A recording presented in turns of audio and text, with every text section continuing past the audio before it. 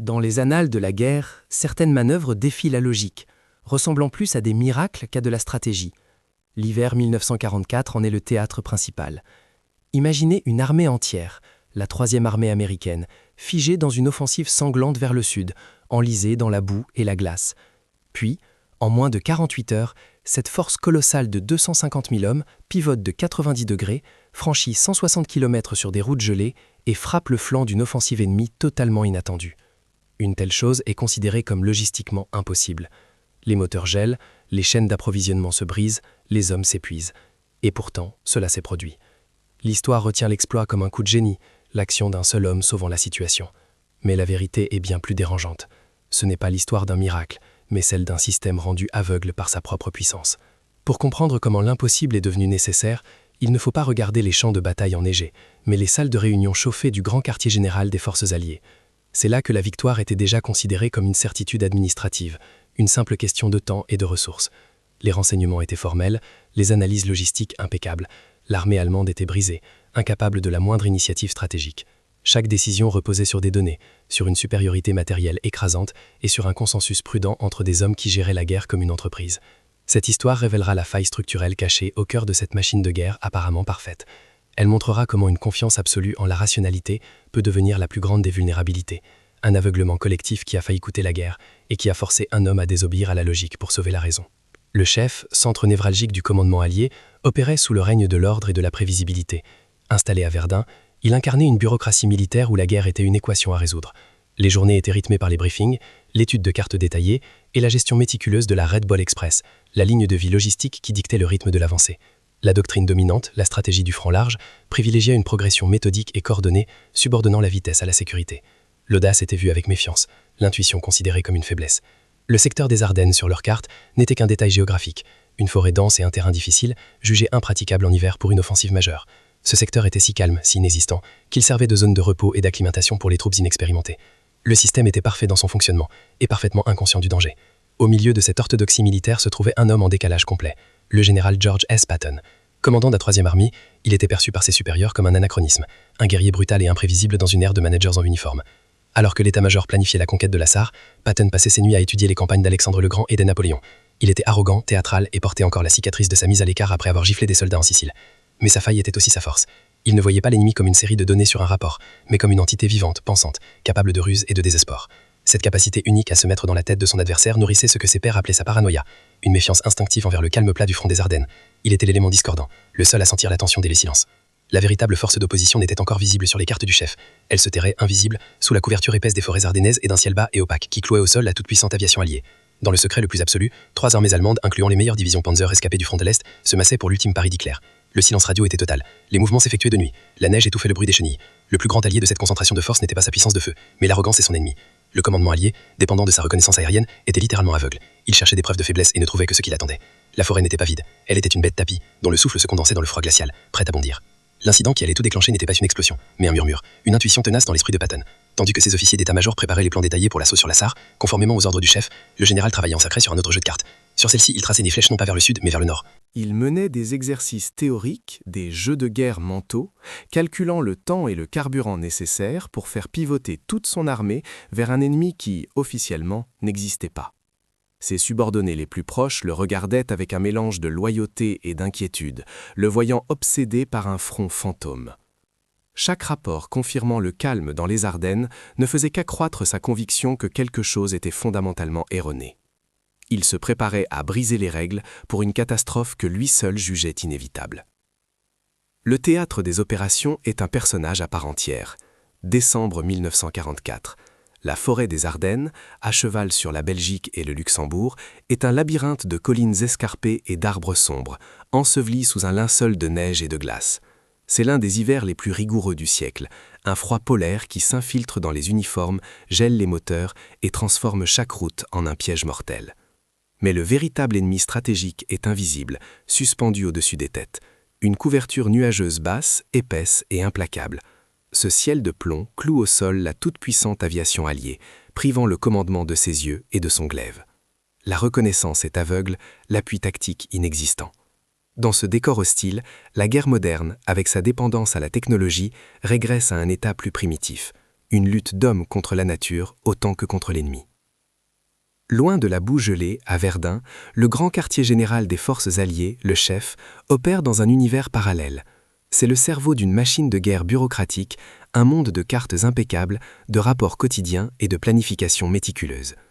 La guerre y est une équation logistique, sa variable principale étant la Red Ball Express, le cordon ombilical qui alimente l'avancée. La doctrine dominante est la stratégie du front large, une progression méthodique, coordonnée, où la sécurité prime sur l'audace. En cet hiver 1944, une certitude s'est installée dans les couloirs chauffés du commandement. La Wehrmacht est finie, brisée, incapable de la moindre initiative.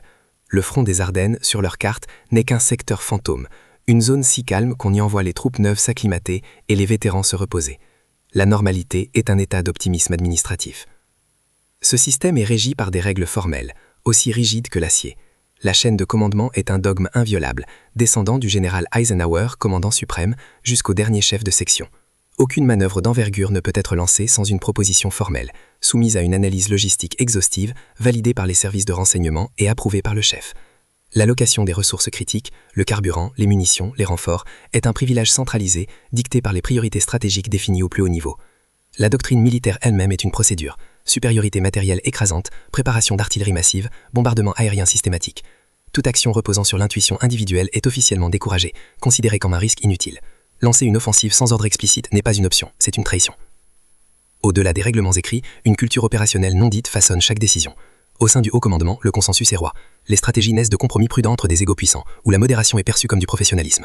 L'idéal institutionnel n'est pas le guerrier impétueux, mais le manager réfléchi, à l'image de Mark Bradley. Un général doit être un bon coéquipier, un homme qui respecte le plan. L'arrogance publique, la critique ouverte des pairs, bien que tolérée chez un vainqueur comme Patton, suscite une méfiance profonde. Son intuition, sa paranoïa concernant les Ardennes, est interprétée en interne comme un manque de rigueur, une agitation théâtrale non étayée par les faits. La menace d'une mise à l'écart pèse constamment sur lui, un rappel silencieux des conséquences de sa dernière incartade en Sicile. Le pouvoir véritable n'appartient pas à un homme, mais à la structure elle-même. La force dominante est la bureaucratie du chef, avec ses doctrines orthodoxes et son contrôle absolu sur les ressources. Les sections de renseignement, le G2, agissent comme les gardiens de la réalité officielle. Leurs rapports, qui ne voient que ce qu'ils s'attendent à voir, façonnent la perception et donc la stratégie. La logistique n'est pas un soutien, c'est une force dirigeante qui dicte le rythme de la guerre. Ce système maintient son pouvoir par la preuve de son succès. Depuis le débarquement de Normandie, cette machine de guerre lente mais une puissance industrielle inouïe a écrasé tout sur son passage. Elle a validé sa propre logique, rendant toute alternative non seulement inutile mais dangereuse. Contester le système, c'est douter de la victoire elle-même. L'équilibre des forces avant la rupture semble parfaite et logique. L'effort principal des Alliés est concentré bien plus au nord, visant la Ruhr, le cœur industriel de l'Allemagne, où la décision finale doit se jouer. La troisième armée de Patton, plus au sud, est engagée dans ce qui est considéré comme une offensive secondaire mais coûteuse, la conquête de la Sarre. Entre ces deux fronts actifs, le secteur des Ardennes est un vide stratégique, délibérément affaibli. Les quelques divisions qui le tiennent sont soit inexpérimentées, soit épuisées. Cette faiblesse est calculée, justifiée par une analyse rationnelle. Le terrain est impraticable, la météo exécrable, et l'ennemi est à l'agonie. Le système est dans un état de confiance absolue, certain que sa lecture de la situation est la seule possible. Il est en parfait équilibre, juste avant de basculer dans le chaos. Pourtant, sous cette surface de certitude se cachent de fragilités invisibles, des fissures dans les fondations de la machine de guerre. La plus dangereuse est une hypothèse fondamentale, jamais sérieusement remise en question depuis l'été. La Wehrmacht a perdu toute capacité offensive à grande échelle. Cette croyance est devenue un article de foi. Une « maladie de la victoire » s'est propagée au sein du commandement, où l'attention se porte déjà sur la logistique de l'occupation de l'Allemagne, non sur les menaces tactiques immédiates. Cet optimisme a glissé vers une arrogance stratégique. On répète les rois françaises de 1940, mais à l'envers. La conviction que la forêt des Ardennes est une barrière naturelle infranchissable pour une force blindée en plein hiver. Le système est devenu victime de ses propres succès, aveuglé par la lumière de ses victoires passées. La vulnérabilité ultime du système réside dans son point aveugle structurel. Les services de renseignement sont configurés pour interpréter les mouvements ennemis à travers le prisme de leurs propres attentes. Ils cherchent des preuves de préparatifs défensifs, des signes de faiblesse, et ignorent les indices subtils d'une concentration offensive massive et secrète. Mais la dépendance la plus critique est celle à la supériorité aérienne. Toute la doctrine alliée repose sur la capacité de voir depuis le ciel, de frapper depuis le ciel. Le temps exécrable de décembre 1944 annule complètement cet avantage décisif, créant un angle mort temporel mais absolu. Le système, privé de ses yeux, est soudainement vulnérable. C'est cette faille logique, cette rupture dans la chaîne de la certitude, qui va transformer l'intuition paranoïaque de Patton en une prophétie et son acte de désobéissance en une nécessité vitale. George S. Patton n'est pas un produit de l'ère industrielle de la guerre. Il est le rejeton rebelle. Né dans une famille de militaires californiens, il grandit avec les récits d'Homère et la conviction profonde, presque mystique, d'avoir vécu d'autres vies en tant que soldat romain ou maréchal de Napoléon. Cette vision romantique de la guerre, perçue comme un duel de volonté et non une simple équation logistique, le place en porte-à-faux avec la mentalité gestionnaire du SHF. Là où ses pairs voient des lignes d'approvisionnement et des tableaux de statistiques, Patton voit du sang, de l'audace et le terrain psychologique de l'adversaire. Il étudie les cartes non pas pour planifier une avancée méthodique, mais pour deviner où le coup de poignard inattendu peut être porté. Cette formation autodidacte, ancrée dans l'histoire ancienne, fait de lui un anachronisme dangereux aux yeux d'une hiérarchie qui a remplacé l'instinct par la procédure. Sa personnalité est une arme à double tranchant, soigneusement cultivée pour l'impact. Les pistolets à crosse d'ivoire, les discours enflammés truffés de blasphème, le casque rutilant, tout est théâtre, une performance conçue pour galvaniser ses propres troupes et projeter une image de prédateur implacable dans l'esprit de l'ennemi. Pour ces hommes, il est vieux, sang et saigné, un chef qui promet la victoire par l'agression pure. Mais pour ses supérieurs, cette même exubérance est un symptôme d'instabilité. Eisenhower et Bradley le voient comme un dogue de guerre brillant mais incontrôlable, un homme dont l'ego démesuré menace constamment la cohésion du commandement allié. Son appétit insatiable pour la gloire est à la fois le moteur de ses victoires fulgurantes et la source d'une méfiance profonde qui empoisonne ses relations avec le reste de l'état-major. Il est un atout trop précieux pour être écarté, mais trop volatile pour être pleinement accepté. La faille la plus profonde de Patton, celle qui le hante et le contraint, est gravée dans la mémoire institutionnelle de l'armée. En Sicile, en 1943, son impatience et son mépris pour ce qu'il percevait comme de la lâcheté l'ont conduit à gifler 2 soldats souffrant de stress post-traumatique. Le scandale fut immense, une tache indélébile sur sa réputation. Il fut relevé de son commandement, humilié publiquement, et sa carrière faillit s'arrêter net. Cet incident n'est pas une simple anecdote, c'est le levier que ses supérieurs utilisent pour le maintenir en laisse. Il sait qu'il est sous une surveillance constante, qu'une seule erreur, un seul acte d'insubordination flagrante, signifierait sa fin. Cette menace invisible pèse sur chacune de ses décisions, transformant son conflit avec la hiérarchie en une partie d'échec à haut risque où le moindre faux pas serait fatal. La bride est courte, et il le sent à chaque instant. Pourtant, cette même nature impulsive qui a failli le détruire est la source de sa compétence la plus rare, une forme d'empathie stratégique pour son ennemi. Tandis que les analyses du renseignement allié compilent des données sur les unités allemandes, calculant leurs pertes et leurs capacités logistiques résiduelles, Patton se livre à un exercice différent. Il se met dans la tête de Gerd von Rundstedt. Il imagine le désespoir d'un commandement acculé, la mentalité d'un joueur prêt à risquer son dernier jeton sur un coup audacieux.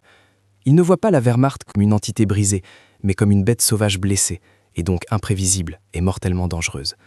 Cette capacité à penser contre la logique dominante, à sentir la possibilité de l'irrationnel dans les actions de l'ennemi, est ce que ses pairs qualifient de paranoïa. Pour lui, c'est simplement du réalisme, une compréhension de la nature humaine que les statistiques ne pourront jamais saisir. Son conflit interne est un déchirement permanent entre 2 formes de devoir. D'un côté, il y a le devoir du soldat, obéir aux ordres, respecter la chaîne de commandement, s'intégrer dans le plan d'ensemble décidé par le chef. C'est la voie de la sécurité, de la survie de sa carrière. De l'autre, il y a ce qu'il considère comme son devoir supérieur, celui de vaincre l'ennemi et de protéger ses hommes d'une catastrophe qu'il sent venir. Il est convaincu que la prudence du système est une forme de cécité qui mène droit au désastre. Obéir scrupuleusement aux ordres d'attaquer la Sarre, c'est ignorer la menace qui se masse dans son dos. Mais désobéir ouvertement, c'est risquer la cour martiale. Ce dilemme le consume. Il le résout par la duplicité. En public, il prépare l'offensive vers le sud. En secret, il élabore les plans pour l'impensable pivot vers le nord. Ce choc avec le système n'est pas théorique, il est quotidien, palpable. Il se manifeste dans les conversations téléphoniques tendues avec l'état-major d'Omar Bradley, où ses demandes de renseignements supplémentaires sur le secteur calme des Ardennes sont poliment ignorées. Il se traduit par une frustration sourde face à la lenteur bureaucratique qui rationne son carburant, l'empêchant de maintenir la pression qu'il juge vitale. Patton perçoit la stratégie du front large comme une absurdité stratégique, une garantie que l'avancée se fera au rythme du plus lent, laissant à l'ennemi tout le loisir de se réorganiser et de frapper là où on ne l'attend pas. Chaque rapport du G2 affirmant que tout est calme dans les Ardennes ne fait que renforcer sa conviction que le système est non seulement aveugle, mais qu'il est amoureux de sa propre cécité. Il se sent de plus en plus seul, un Cassandre en uniforme face à une orthodoxie suicidaire. Progressivement, Patton atteint un point de rupture psychologique. Il comprend que la force même du système allié, sa rationalité, sa dépendance aux données, sa puissance industrielle méthodique, est devenue sa vulnérabilité fondamentale. La machine est si parfaite dans sa logique qu'elle est devenue incapable d'imaginer une action qui défie cette logique. Elle ne peut concevoir qu'un ennemi au bord de l'effondrement puisse tenter un coup aussi désespéré et grandiose. C'est à ce moment que sa décision interne est prise, bien avant que la première fusée allemande ne s'élève dans le ciel des Ardennes. Il choisit de faire confiance à son instinct plutôt qu'aux rapports officiels. Il accepte le risque total de la désobéissance. Il ne se préparera pas seulement à l'imprévu, il le planifiera comme une certitude, transformant son état-major en une conspiration secrète au service d'une prophétie que lui seul a formulée. Le 16 décembre 1944, à 5h30 du matin, le silence glacial des Ardennes est pulvérisé. Un millier de pièces d'artillerie allemande déchaînent un déluge de feu sur les positions américaines endormies. C'est le début de l'opération Wart am Rhein. 25 divisions, dont les meilleures unités Panzer rescapées du front de l'Est, s'engouffrent dans la brèche, une marée d'acier et d'hommes déferlant à travers le front fantôme.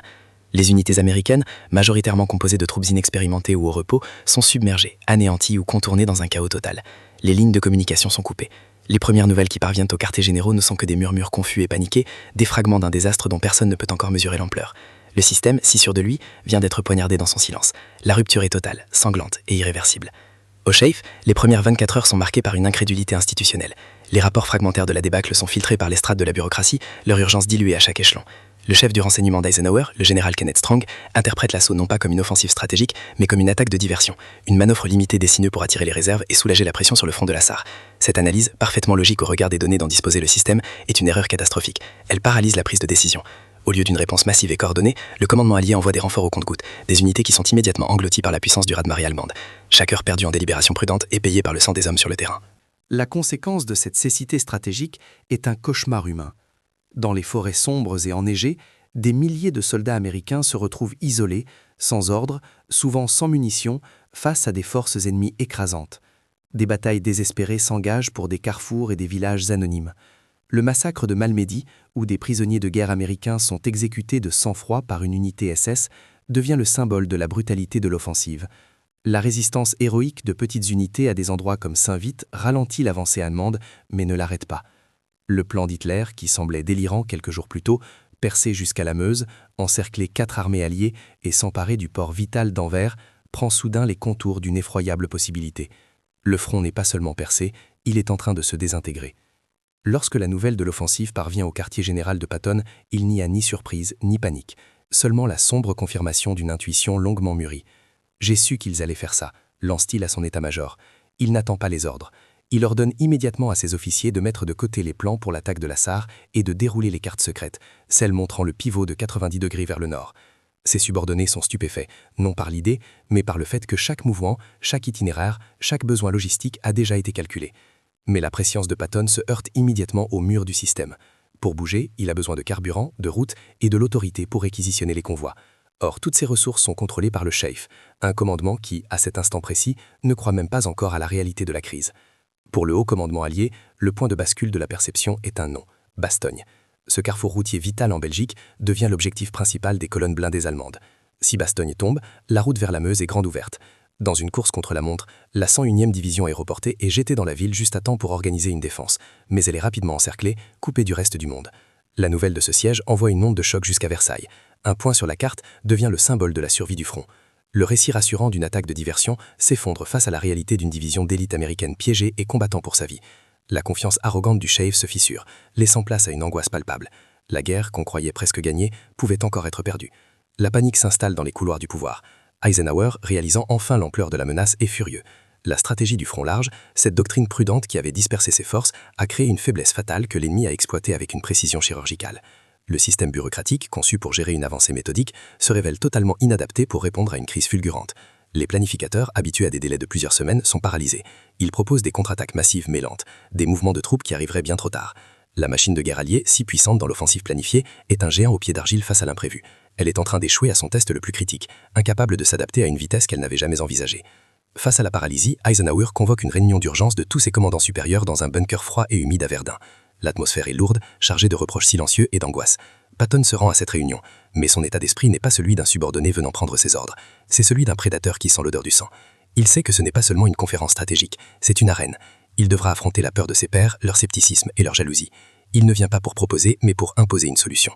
Dans la voiture qui le conduit à Verdun, il ne révise pas ses plans logistiques, qu'il connaît par cœur. Il prépare son assaut psychologique, choisissant ses mots comme des munitions, prêt à livrer la bataille la plus importante de sa carrière, non pas contre les Allemands, mais contre ses propres alliés. Le poids de la solitude pèse sur lui. Pendant des semaines, il a joué un jeu dangereux, préparant en secret une manœuvre non autorisée, désobéissant à l'esprit, sinon à la lettre, des ordres du Chaif. Il a menti à ses supérieurs sur l'état de sa préparation pour l'offensive de la SAR, tout en cannibalisant discrètement les ressources pour son plein secret. Si sa proposition est rejetée, il sera démasqué. Le fantôme de l'incident de Sicile, de l'humiliation et de la quasi-fin de sa carrière refait surface. Il est au pied du mur. Il peut choisir la sécurité, présenter un plan modeste, acceptable, qui s'intégrera dans la lenteur bureaucratique du commandement et qui échouera probablement à sauver Bastogne. Ou il peut jeter son va-tout, proposer l'impossible et forcer la main de l'histoire, au risque de tout perdre. Pour Patton, le vrai courage n'est pas d'affronter l'ennemi, mais d'affronter son propre système. La réunion commence. Eisenhower, le visage grave, demande à chaque général ce qu'il peut faire. Montgomery, depuis le nord, propose une contre-attaque méthodique et soigneusement préparée, dans plusieurs semaines. Omar Bradley, dont les troupes ont été mises en déroute, est visiblement ébranlé et n'a pas de solution immédiate. Un silence pesant s'installe. Puis, tous les regards se tournent vers Patton. « George, que pouvez-vous faire » demande Eisenhower. Patton se lève, s'approche de la carte, et sans la moindre trace d'hésitation dans la voix, il prononce la phrase qui va changer le cours de la bataille. « Je peux faire pivoter 3 de mes divisions et attaquer vers le nord pour soulager Bastogne dans 48 heures. » Un silence de mort s'abat sur la pièce. Ce n'est pas une proposition, c'est un défi à la réalité. C'est logistiquement insensé, une pure vantardise. L'incrédulité se lit sur tous les visages. Il vient de placer le sort de la guerre sur une promesse que personne ne croit possible. Le scepticisme dans la pièce est une force physique, aussi dense que le froid du bunker. Les mots de Patton flottent dans l'air, un blasphème contre les lois de la logistique et de la raison militaire.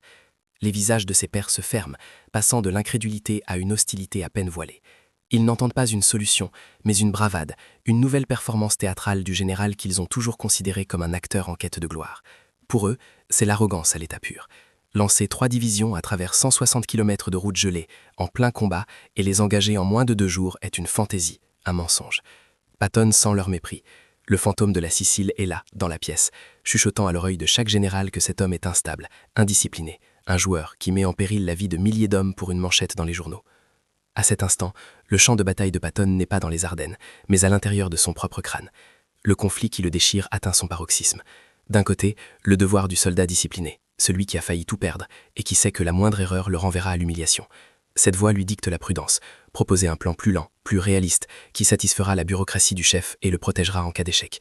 De l'autre côté, gronde la voix du guerrier, l'essence même de son être, qui lui hurle que la prudence est une autre forme de la défaite. Il voit les hommes de la 101e division encerclés à Bastogne, mourant dans la neige, et sait que chaque heure de délibération méthodique est une trahison.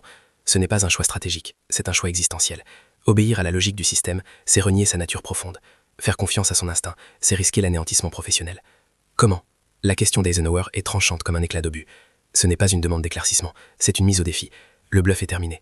Il faut des faits, des chiffres, un plan. C'est le moment où Patton doit abattre ses cartes et révéler l'étendue de sa désobéissance secrète. Il doit admettre qu'alors que le chef le croyait entièrement focalisé sur l'offensive de la Sarre, il utilisait en réalité ses meilleurs officiers d'état-major pour planifier une manœuvre que personne ne lui avait demandée, pour une crise que personne d'autre ne croyait possible. Il doit confesser qu'il a menti par omission, qu'il a joué un double jeu. La salle entière attend qu'il se rétracte, qu'il nuance sa promesse folle. Mais Patton voit dans le défi d'Eisenhower non pas un piège, mais une porte. Une porte étroite, gardée par les cerbères de l'orthodoxie militaire, mais une porte quand même. La décision est prise. Il ne se défendra pas, il attaquera. S'avançant vers la carte, il ne parle plus comme un subordonné qui propose, mais comme un professeur qui enseigne une leçon inévitable. D'une voix calme et précise, il détaille le plan. La 4e division blindée suivra cet axe. La 26e division d'infanterie couvra son flanc ici. La 90e là. Il nomme les routes, les points de ravitaillement prépositionnés, les heures exactes de départ des convois. Puis vient le coup de grâce. Mon état-major a préparé 3 plans distincts pour cette éventualité au cours des 2 dernières semaines. Il ne s'excuse pas, il ne se justifie pas. Il présente sa désobéissance non comme une faute, mais comme une prévoyance supérieure. Il a brisé les règles non par ego, mais par devoir. Il a transformé son plus grand crime aux yeux du système, son indépendance d'esprit, en leur unique salut. La stupeur laisse place à une compréhension glaciale. Les généraux présents réalisent qu'ils ne sont pas témoins d'une improvisation, mais de la conclusion d'un complot stratégique. Patton n'a pas seulement anticipé l'attaque allemande, il a anticipé la paralysie de son propre commandement. Il a parié sur leur incapacité à réagir à temps, et a préparé la solution avant même que le problème ne soit officiellement reconnu. Eisenhower est pris au piège, un piège tendu par la compétence de son subordonné le plus incontrôlable. Il est face à Ripem impossible, punir la subordination la plus flagrante, ou valider le seul plan viable qui puisse sauver la situation. La machine bureaucratique du chef, si puissante et si lente, est devenue obsolète en l'espace de quelques minutes. L'intuition d'un seul homme vient de rendre la structure entière caduque. Allez-y. Le mot d'Eisenhower est à peine audible, mais il résonne comme un coup de canon. C'est une absolution et une condamnation. En cet instant, Patton obtient tout ce qu'il voulait, le commandement de la contre-offensive, les ressources et la validation de son instinct contre la logique collective. Mais le prix est vertigineux. Il n'a plus aucune excuse. Sa promesse folle de 48 heures est devenue un ordre officiel. Le chemin du retour est fermé. S'il réussit, il entrera dans la légende. S'il échoue, ne serait-ce que d'1 heure, il ne sera pas seulement le bouc émissaire de la défaite des Ardennes, il sera l'architecte de sa propre destruction. L'exemple éternel de l'arrogance punie. Le conflit interne est résolu, il a choisi d'être lui-même, mais la pression externe vient d'atteindre un niveau que peu d'hommes dans l'histoire ont jamais eu à supporter. L'ordre crépite dans les radios à travers le front sud. C'est un ordre qui défie la physique et la doctrine militaire. Pivoter au nord. En un instant, la Troisième Armée, une entité de 250 000 hommes, engagée dans une offensive sanglante, cesse son attaque. Le silence qui s'ensuit est bref, presque irréel, avant d'être remplacé par le rugissement assourdissant de milliers de moteurs que l'on force à démarrer dans un froid polaire. Des colonnes d'acier, figées quelques heures plus tôt dans la boue gelée de la Sarre, s'ébranlent dans un chaos orchestré. Les chenilles des chars déchirent la glace des routes, les camions s'alignent pare-choc contre pare-choc, formant des serpents de métal et de toile qui s'étirent sur des centaines de kilomètres. La plus grande manœuvre de flanc de la guerre moderne ne commence pas comme une charge héroïque, mais comme un miracle logistique, un acte de volonté collective arraché à la tyrannie de l'hiver et du temps. Le prix de la vitesse de Patton est payé en chair et en âme par ces hommes. Il n'y a pas de repos. Les chauffeurs conduisent 36-40 heures d'affilée, les yeux brûlés par la fatigue et le reflet de la neige, les mains collées par le gel au volant en métal. Les mécaniciens travaillent à main nue sur des moteurs surchauffés dans un froid mordant, leurs doigts devenant bleus puis noirs. Les fantassins, entassés à l'arrière des camions ou juchés sur les blindés, subissent les assauts du vent glacial, leur corps engourdi par une immobilité forcée. Chaque kilomètre gagné vers le nord est une victoire contre le sommeil, la faim et l'hypothermie. Ce n'est pas une armée qui avance, c'est une vague humaine poussée au-delà de ses limites, propulsée par la seule force de la promesse insensée de son général. Le carburant qui alimente cette ruée n'est pas seulement l'essence, mais l'épuisement pur. Au grand quartier général allemand, la nouvelle de l'approche de la Troisième Armée est d'abord écartée comme une absurdité, une rumeur de propagande. Leurs renseignements les plus fiables confirmaient que Patton était embourbé, fixé dans son attaque sur la Sarre. L'apparition soudaine de la 4e division blindée américaine sur leur flanc sud n'est pas un simple revers tactique, c'est une violation des lois de la guerre telles qu'ils les comprenaient. La panique s'infiltre dans le commandement allemand. Des unités d'élite Panzer qui fonçaient vers la Meuse reçoivent l'ordre de faire demi-tour pour contenir cette menace fantôme devenue réelle. L'offensive, qui reposait entièrement sur la vitesse et la surprise, perd son élan. La bête est blessée. Le coup de poignard de Patton n'a pas seulement touché une division, il a frappé le cerveau de l'opération ennemie, semant le doute et la confusion là où régnait une certitude arrogante. La pointe de la lance de Patton, la 4e division blindée, se ferait un chemin sanglant vers le nord. Chaque village, chaque carrefour, chaque pont devient un champ de bataille miniature, une lutte à mort contre un ennemi désespéré qui comprend que sa survie dépend de chaque heure gagnée. Les chars Sherman avancent dans la neige épaisse, pris pour cible par des canons anti-chars allemands dissimulés dans les forêts sombres.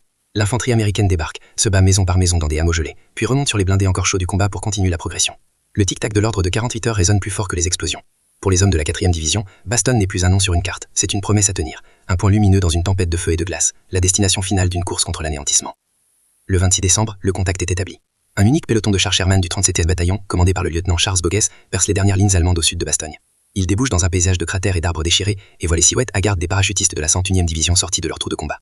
Il n'y a pas de grande charge de cavalerie, pas de discours enflammés. Juste des hommes épuisés, couverts de givre et de saleté, qui se serrent la main dans un silence chargé d'émotion. Un tankiste lance un paquet de cigarettes aux défenseurs. Un parachutiste répond par un simple « content de vous voir ». Le siège de Bastogne est brisé. La logique de l'encerclement vient de voler en éclats contre la force d'une décision qui avait défié la logique elle-même. La fissure est créée. La marée est sur le point de tourner. L'impact de la rupture du siège est sismique et immédiat. La libération de Bastogne ne sauve pas seulement une division, elle ancre une épine d'acier dans le flanc de l'offensive allemande. La principale autoroute logistique dont les Allemands avaient besoin pour alimenter leur poussée vers la Meuse est désormais inutilisable. Le saillant, la poche créée par leur avancée, devient un piège mortel. Les divisions Panzer, déjà à court de carburant, sont maintenant menacées d'encerclement. Le rêve d'Hitler de s'emparer d'Anvers et de diviser les forces alliées s'évapore dans le froid glacial des Ardennes. La manœuvre de Patton, cet acte d'insubordination planifié, n'a pas seulement contenu la crise, elle a transformé la plus grande menace alliée de la guerre en la plus grande défaite allemande sur le front de l'Ouest. Le système a été sauvé par l'homme qu'il cherchait à contenir. Dans son poste de commandement avancé, Patton reçoit le message laconique « Contact établi ». Siège levé.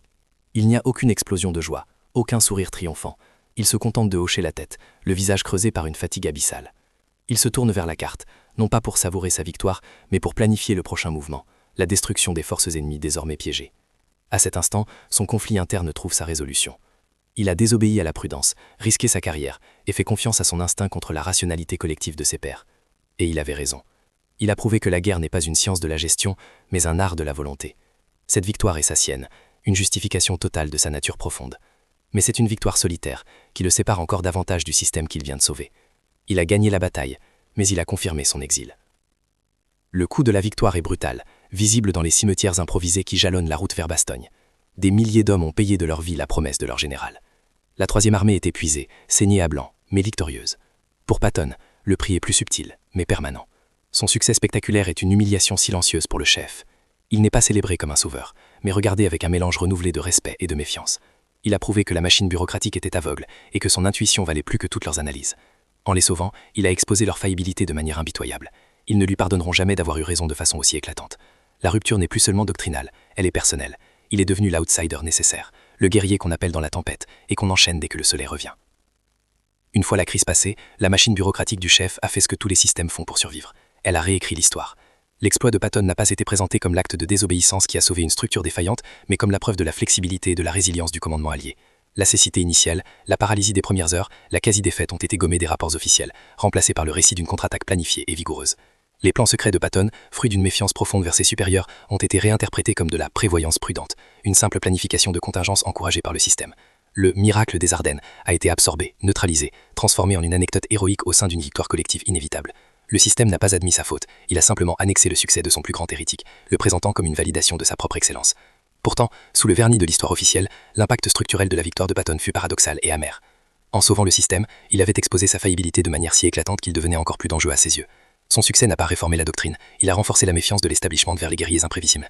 Patton fut validé par les faits, mais marginalisé par l'institution.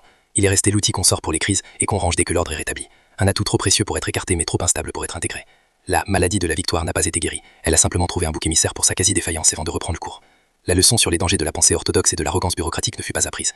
L'institution a survécu, mais elle n'a pas changé. À la lumière de ce dénouement, le début de l'histoire prend un sens radicalement différent. La manœuvre impossible, ce pivot de 250 000 hommes en 48 heures, n'était pas un miracle logistique. C'était la conséquence inévitable d'un esprit opérant en dehors des contraintes d'une logique devenue aveugle. L'impossibilité n'était pas physique, elle était bureaucratique. Le calme plat sur le front des Ardennes, interprété par le chef comme un signe de faiblesse ennemie, se révèle être le silence mortel d'un prédateur sur le point de frapper. La confiance absolue du commandement allié n'était pas une force, mais le symptôme d'une arrogance stratégique qui avait cessé de questionner ses propres certitudes. La promesse de révéler une faille structurelle est tenue. Cette faille n'était pas dans les lignes de front, mais dans les esprits, dans une foi inébranlable en une rationalité qui rendait le système incapable de concevoir le désespoir de son adversaire. L'histoire de la bataille des Ardennes n'est donc pas seulement celle d'une victoire militaire, elle révèle une vérité universelle et intemporelle. Dans toute organisation, qu'elle soit militaire, politique ou entrepreneuriale, le plus grand risque ne vient jamais de l'adversaire externe, mais de la certitude interne. L'instant où une structure se persuade de sa propre infaillibilité, elle crée les angles morts où la catastrophe peut naître et grandir. La véritable force ne réside pas dans la perfection d'un plan ou la puissance des données, mais dans la capacité à préserver l'espace pour l'intuition humaine qui ose contester la logique collective lorsque celle-ci ne correspond plus à la réalité. La survie n'appartient pas aux systèmes les plus rigides, mais à ceux qui tolèrent les hérétiques, car ce sont eux qui, en brisant les règles, rappellent à tous que la carte n'est pas le territoire.